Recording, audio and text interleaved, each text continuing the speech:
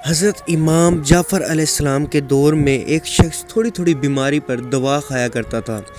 تو جب حضرت امام جعفر صادق علیہ السلام کو یہ پتہ چلا تو آپ نے اسے بلایا اور کہا کہ اے اللہ کے بندے، دوا کھانے میں جلد بازی نہ کیا کرو، جتنا ہو سکے بیماری میں دوا سے پرہیز کرو۔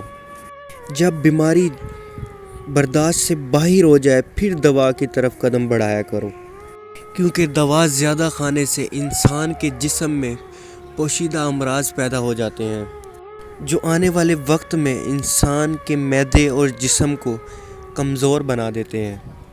اور آپ نے فرمایا کہ یاد رکھنا ہے کہ اللہ نے انسان کے جسم کی بیماری کا علاج انسان کے جسم میں ہی رکھا ہے۔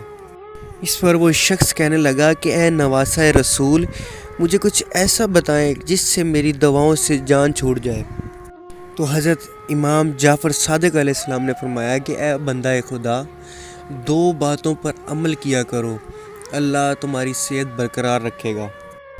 تو اس شخص نے کہا کہ وہ کون سی 2 باتیں ہیں؟ تو آپ نے فرمایا کہ پہلی بات، کھانا پیٹ بھر کر نہ کھایا کرو، کیونکہ انسان کی بھوک انسان کے جسم کی آدھی بیماریوں کا علاج ہوتی ہے۔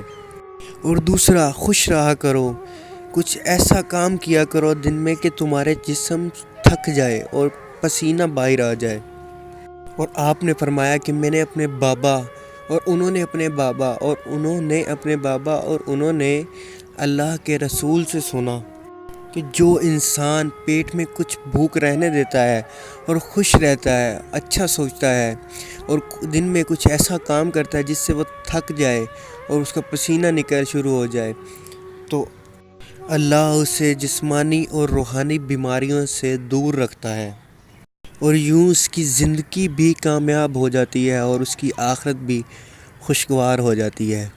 تو میرے عزیز خواتین و حضرات، اگر آپ کو یہ معلومات پسند آئی ہے تو ہمارے چینل کو سبسکرائب کریں اور بیل آئیکن پر کلک کر دیں تاکہ ہماری آنے والی تمام ایسی ہی معلوماتی ویڈیوز آپ تک بر وقت پہنچتی رہیں۔ اس کے ساتھ ہمیں اجازت دیں۔ اللہ حافظ۔